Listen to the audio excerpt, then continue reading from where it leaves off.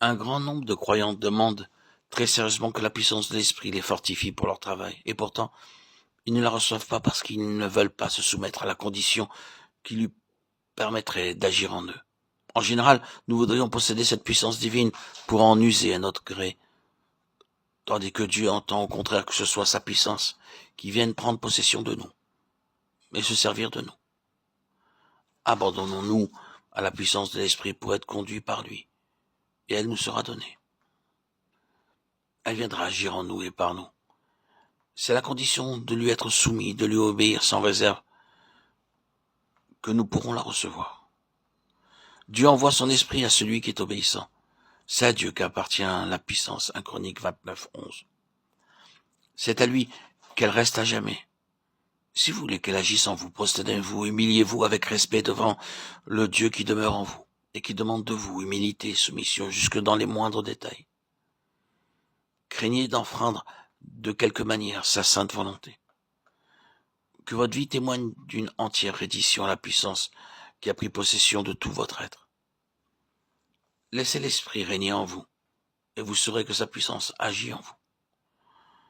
Soyons au clair aussi sur le but de cette puissance divine, sur l'œuvre qu'elle se propose. Dans les affaires de ce monde, les hommes sont très économes de la force dont ils disposent. Ils savent très bien la réserve pour la concentrer à propos sur le point où elle doit produire son effet. De même, Dieu ne nous donne pas sa puissance pour notre seule satisfaction, encore moins pour nous épargner de la peine ou des efforts. Son but, en nous l'envoyant, est de glorifier son Fils. Ceux qu'il trouve fidèles à le faire dans leur faiblesse, ceux qui lui montrent par leur obéissance qu'ils sont prêts à le glorifier à tout prix, recevront la vertu d'en haut. Dieu demande des hommes et des femmes qu'ils puissent revêtir de puissance. L'Église les demande aussi de tous côtés, s'étonnant de la faiblesse de son ministère et de son culte. Le monde attend également de les voir paraître pour se convaincre que Dieu est réellement au milieu de son peuple. Des milliers d'âmes qui se perdent appellent la délivrance, et la puissance de Dieu voudrait se servir des croyants pour les affranchir. Nous nous contentons donc pas de prier Dieu, de les secourir et de les bénir. Ne nous bornons pas à faire de notre mieux pour leur venir en aide par nos propres efforts, mais que chacun de nous s'adonne sans réserve à vivre comme le témoin de Jésus.